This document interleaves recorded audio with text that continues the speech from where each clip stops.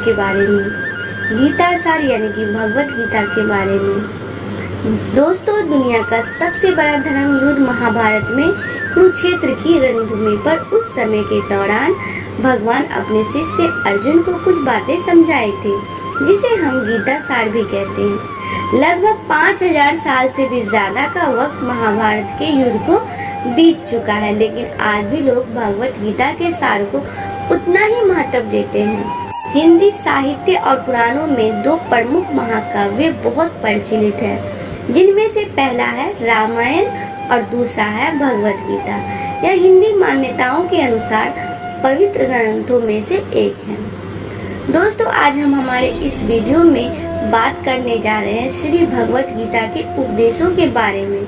महाभारत के मुताबिक भगवान श्री कृष्ण महाभारत के युद्ध के दरमियान अपने शिष्य अर्जुन को कुछ उपदेश दिए थे, जिसकी वजह से अर्जुन के लिए युद्ध जीतना आसान हो गया था।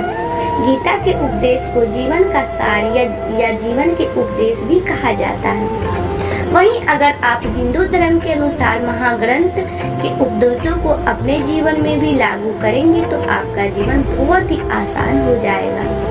इसके साथ साथ ग्रंथ में जीवन की सच्चाई और मनुष्य धर्म से जुड़े हुए कुछ बातें भी बताई गई हैं। कई बार ऐसा भी होता है कि हमें अपनी समस्या का समाधान नहीं मिल पाता और हम विपत्ति के समय बहुत ही परेशान हो जाते हैं।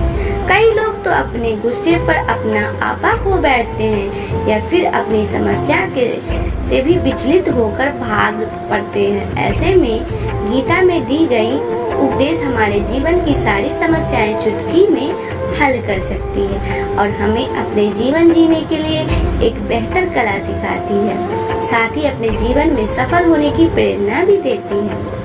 दोस्तों, महाभारत के युद्ध के दरमियान भगवान श्री कृष्ण ने अर्जुन को गीता के उपदेश बताए, जिससे सुनकर अर्जुन को ज्ञान की प्राप्ति हुई थी। गीता के उपदेश नहीं केवल अर्जुन के लिए थे, बल्कि यह संपूर्ण मानव प्रचलित के लिए है। गीता के उपदेश नहीं केवल अर्जुन के लिए थे, बल्कि यह संपूर्ण मानव प्रजाति के लिए है। मनुष्य के जीवन में सफलता पाने के लिए भगवत गीता में दिए गए उपदेश एक मंत्र की तरह काम कर सकते हैं। तो चलिए दोस्तों, अब जानते हैं गीता सार के बारे में, जो इंसान के अंदर चल रही उठापटक को शांत करके उन्हें सफल जीवन जीने के लिए मदद करती है। भगवत गीता के एक श्लोक में भगवान श्री कृष्ण ने मानव के शरीर की तुलना एक कपड़े के टुकड़े से की है। मतलब मनुष्य शरीर एक ऐसा कपड़ा है जिसे आत्मा अपने हर जन्म में बदलती रहती है। इसका मतलब मनुष्य का शरीर आत्मा के लिए एक अस्थायी वस्त्र की तरह है, जिसे उसे अपने हर जन्म में बदलना पड़ता है। गीता का यह उपदेश हमें यह सिखाता है कि हमें मनुष्य की आत्मा से प्यार करना चाहिए, उनकी पहचान उनकी आत्मा से करनी चाहिए। हमें मनुष्य के शरीर से आकर्षित नहीं होना चाहिए। मनुष्य के भीतर मन को समझना ही उचित होता है। जो लोग मनुष्य के शरीर से ही केवल प्यार करते हैं, ऐसे लोगों के लिए गीता का उपदेश बहुत कुछ सिखाने वाला साबित हो सकता है। दोस्तों, गीता के इस उपदेश में भगवान श्री कृष्ण ने यह बताया है कि इंसान को जन्म मरण के चक्र के बारे में जान लेना चाहिए, क्योंकि मनुष्य के जीवन का एकमात्र सच जो है वो है मृत्यु। क्योंकि जिस भी इंसान ने इस दुनिया में जन्म लिया है, उसे एक न एक दिन इस संसार को छोड़कर जाना ही पड़ता है और यही इस दुनिया का अटल सत्य है। लेकिन इस बात से भी नकारा नहीं जा सकता है कि हर इंसान अपनी मौत से भयभीत रहता है। इसलिए मनुष्य को जीवन की अटल सच्चाई को जान लेना चाहिए और अपनी वर्तमान की खुशियाँ को भी खराब नहीं करनी चाहिए। दोस्तों, गुस्से पर काबू करना चाहिए, क्योंकि क्रोध से व्यक्ति का नाश हो जाता है। भगवान श्री कृष्ण ने इस उपदेश में यह बताया है कि क्रोध से मनुष्य को भ्रम पैदा होता है और भ्रम में वो अपनी बुद्धि का विनाश कर बैठता है।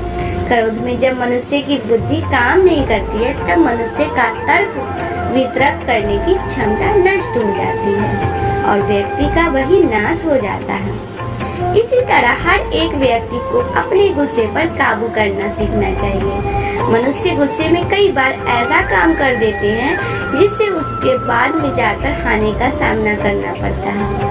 वहीं अगर मनुष्य अपने क्रोध पर काबू नहीं कर पाए तब वो कोई गलत कदम उठा बैठता है। जब भी मनुष्य के मन में क्रोध की भावना उत्पन्न होती है तब मनुष्य का मस्तिष्क काम करना बंद कर देता है और वो सही गलत का वो उचित फैसला नहीं कर पाता है। इसलिए हमेशा मनुष्य को अपने क्रोध को काबू रखना चाहिए और अपने मन को शांत रखना चाहिए, क्योंकि गुस्से में लिया गया फैसला आपको गहरी क्षति पहुंचा सकता है।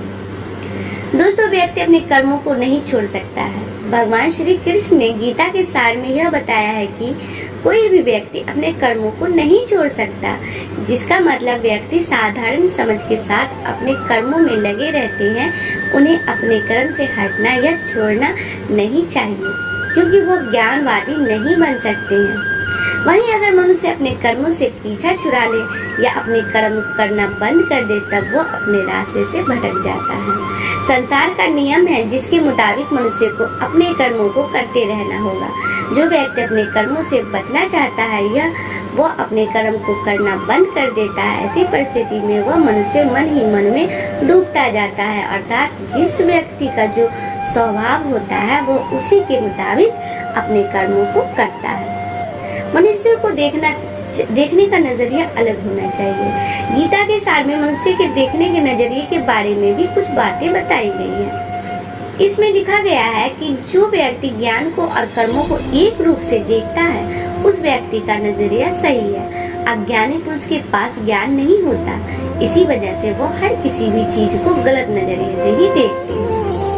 गीता के सार में ऐसे मनुष्य के बारे में भी बताया गया है जो मनुष्य अपने मन को काबू में नहीं रख पाते हैं। ऐसे लोग का मन इधर से उधर भटकता रहता है। ऐसे मनुष्य का मन उनके लिए शत्रु के समान काम करता है, क्योंकि मन के व्यक्ति के मस्तिष्क पर बहुत गहरा प्रभाव डालता है। जब मनुष्य का मन स्थिर रहता है तो वह व्यक्ति भी सही तरीके से अपना काम करता है। दोस्तों, खुद का आकलन करें। गीता के सार में यह भी बताया गया है कि मनुष्य को सबसे पहले अपनी खुद का आकलन मतलब खुद के बारे में जान लेना चाहिए। खुद की काबिलियत और क्षमता को जानना ही मनुष्य को आत्मज्ञान की प्राप्ति का करा सकता है। जब तक मनुष्य खुद के बारे में जान नहीं लेगा तब तक उस मनुष्य का उद्धार नहीं हो सकता। दोस्तों, श्री भगवत गीता में श्री कृष्ण ने ये भी बताया है कि हर एक मनुष्य को अपने आप पर पूरा भरोसा करना चाहिए, क्योंकि जो लोग खुद पर विश्वास करते हैं वो अवश्य ही सफलता प्राप्त करते हैं। ऐसा भी बताया जाता है कि जो व्यक्ति जैसा विश्वास करता है आखिरकार वैसा ही बन जाता है। जो मनुष्य अपना कर्म नहीं करते हैं और पहले से ही अपने कर्म का परिणाम के बारे में सोचने लगते हैं, ऐसे लोगों के लिए गीता का यह सार बड़ी सीख देने वाला साबित हो सकता है। दोस्तों, भगवान श्री कृष्ण ने इस उपदेश में यह बताया है कि मनुष्य को कर्मों को करते रहना चाहिए और यह नहीं सोचना चाहिए कि इस कर्म का क्या परिणाम होगा, उनको प्राप्त होगा, क्योंकि कर्म का फल तो हर एक इंसान को मिलता है। इसलिए मनुष्य को चिंता न करके अपने कर्मों पर ध्यान देना चाहिए। ऐसा करने पर वो अपने किसी भी काम को सच्चे मन से करते हुए नजर। दोस्तों, मनुष्य के जीवन में सुख दुख दोनों ही स्थिति का अनुभव होता रहता है। सुख की स्थिति में मनुष्य ज्यादा ही प्रसन्न हो जाता है, तो वहीं दुख की स्थिति में मनुष्य निराशा महसूस करता है। इसलिए सुख और दुख दोनों ही स्थिति में मनुष्य को अपने मन पर काबू रखकर उसे स्थिर रखना योग्य कहलाता है। जब कोई भी मनुष्य सांसारिक इच्छाओं को त्याग करके फल की चिंता न करे, अपने कर्मों को करता रहे, तो उसी स्थिति को मनुष्य योग में स्थित कहलाता है। जो मनुष्य अपने मन को काबू कर लेता है वो मनुष्य का मन ही उसका सच्चा मित्र बन जाता है। लेकिन जो मनुष्य अपने मन को काबू में नहीं कर पाता उसके लिए उसका मन ही उसका सबसे बड़ा दुश्मन साबित होता है। वहीं जो मनुष्य अपने मन पर विजय प्राप्त कर ले तो उसको परमात्मा की प्राप्ति हो जाती है। इसका मतलब जिस भी मनुष्य को ज्ञान की प्राप्ति हो जाती है उसके लिए सुख दुख सर्दी गर्मी और मान अपमान सब एक समान हो जाता है। गीता में बताए गए इस उपदेश को अगर कोई भी व्यक्ति सच्चे मन से जीवन में पालन करे तो अवश्य ही वो व्यक्ति एक साल सफल इंसान बन सकता है। जो लोग पूरे विश्वास के साथ अपने लक्ष्य को पाने के लिए कोशिश करते रहते हैं वो निश्चित अपने लक्ष्य को पा ही लेते हैं। इसके लिए किसी भी मनुष्य को अपने लक्ष्य को पाने के लिए लगातार निरंतर कोशिश करते रहना चाहिए। आशा का दामन कभी नहीं छोड़ना चाहिए। इस उपदेश में भगवान श्री कृष्ण ने यह समझाया है कि किसी भी व्यक्ति को तनाव और चिंता से दूरी बनाकर रखनी चाहिए, तभी जाकर वो एक सफल इंसान बन सकते हैं। क्योंकि मनुष्य को सफल होने में तनाव एक बाधा की तरह बीच में आ जाता है। श्री भगवत गीता में भगवान श्री कृष्ण ने अपने इस उपदेश में ऐसा बताया है कि मनुष्य को अपने कर्मों को प्राथमिकता देनी चाहिए। सबसे पहले अपने जरूरी काम को पूरा करें, उसके बाद ही किसी और को काम करें। अन्यथा दूसरों का काम पूरा करने के चक्कर में उनसे अवश्य ही अपना काम पूरा नहीं कर पाते। श्री भगवत गीता में भगवान श्री कृष्ण ने यह भी उपदेश दिया है कि संसार में एक ही भगवान के अनेक स्वरूप है और संसार में लोग भगवान के अलग अलग स्वरूप की पूजा भी करते हैं, क्योंकि वो उनकी अलग अलग शक्तियों पर भरोसा करते हैं। लेकिन मनुष्य को यह बात का भी ज्ञान होना चाहिए कि सभी भगवान एक ही भगवान का स्वरूप है। मनुष्य के अच्छे और बुरे दोनों ही भगवान का शक्तियों का रूप है। अर्थात ब्रह्मांड में जितने देवता है वो सारे ही देवता एक ही भगवान का अनेक स्वरूप है, जिनकी मनुष्य कभी पीपल के रूप में पूजा करते हैं तो कभी पहाड़ के रूप में। भगवान अनगिनत है जिनका कोई अंत नहीं है, लेकिन मनुष्य अपनी अपनी आस्था के अनुसार अपने देवी देवताओं की पूजा करते हैं। लेकिन सत्य यह है कि सारे देवी देवता हैं एक ही भगवान का स्वरूप। दोस्तों, भगवान गीता सार में भगवान श्री कृष्ण ने ऐसा भी कुछ बताया है कि मनुष्य अगर सच्चे मन से भगवान की पूजा आराधना करते हैं, अपना पूरा ध्यान सच्चे मन से भगवान की ओर लगाते हैं, तो उन लोगों को अवश्य ही सिद्धि की प्राप्ति होती है। ऐसा भी बताया जाता है कि जो मनुष्य अपने शरीर के सभी इंद्रियों पर काबू पा लेता है और सुख और दुख सभी परिस्थितियों में समान भाव से रहता है और संसार के सभी प्राणियों के हित में लगातार लगा रहता है, ऐसे मनुष्य को ईश्वर की कृपा हमेशा बनी रहती है। जो मनुष्य अपने सभी काम में मन लगाकर अपना कार्य करते हैं और वो छोटे से छोटे कार्यों में भी खुशी ढूंढ ही लेते हैं, वो लोग निश्चित ही अंत में सफलता प्राप्त करते हैं। वहीं दूसरी तरफ ऐसे मनुष्य भी होते हैं जो अपने काम को बस एक बोझ समझकर बस पूरा कर देना चाहते हैं और अपने किसी भी काम को पूरा सही ढंग से नहीं कर पाते हैं, तो ऐसे मनुष्य हमेशा ही अपने जीवन में पीछे रह जाते हैं। दोस्तों, भगवत गीता में भगवान श्री कृष्ण ने यह बताया है कि मनुष्य के लिए किसी भी चीज की अधिकता उनके लिए हानिकारक साबित हो सकती है, या किसी भी प्रकार की अधिकता हो सकती है। कड़वाहट हो या फिर मधुरता, खुशी हो या गम, हमें कभी भी किसी के भी चीज की स्थिति करना चाहिए। दोस्तों, जीवन में संतुलन बनाए रखना है बहुत जरूरी। दोस्तों, भगवान श्री कृष्ण ने गीता सार के माध्यम से एक बहुत बड़ी ज्ञान की बात कही है। जो मनुष्य बहुत मतलबी होते हैं और उनके बस अपने मतलब से मतलब होता है और वह अपना मतलब पूरा करने के लिए कुछ भी कर सकते हैं, उन लोगों का भी कभी भी भला नहीं होता है।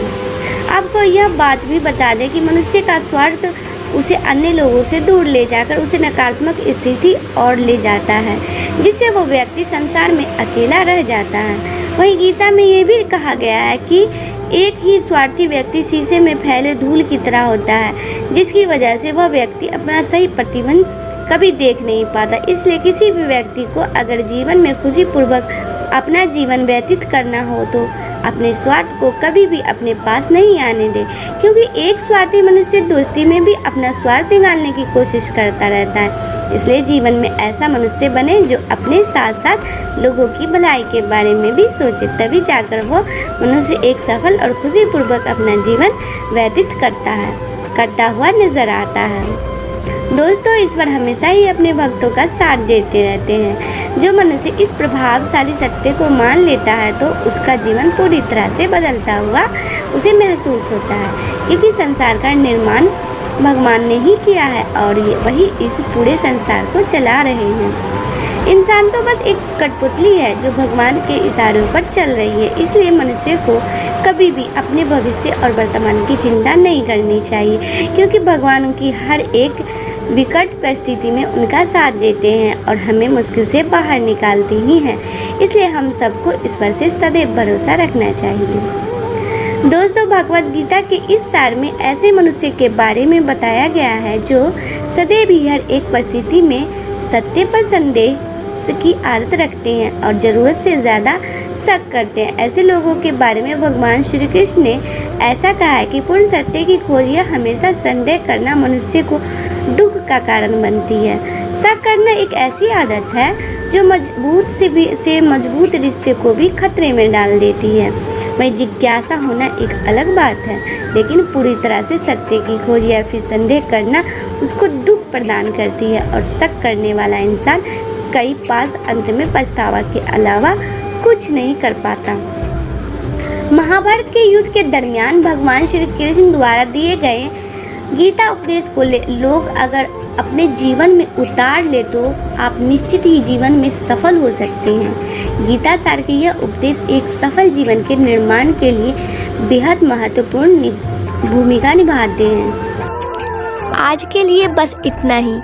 दोस्तों, आपको ये वीडियो पसंद आया है तो लाइक करिएगा, दोस्तों को शेयर ज़रूर करिएगा, चैनल को सब्सक्राइब करके बेल आइकन को ज़रूर दबाइएगा ताकि आने वाला वीडियो आपको सबसे पहले मिले। दोस्तों, मिलते हैं अगले वीडियो में, तब तक के लिए goodbye and thanks for watching my video.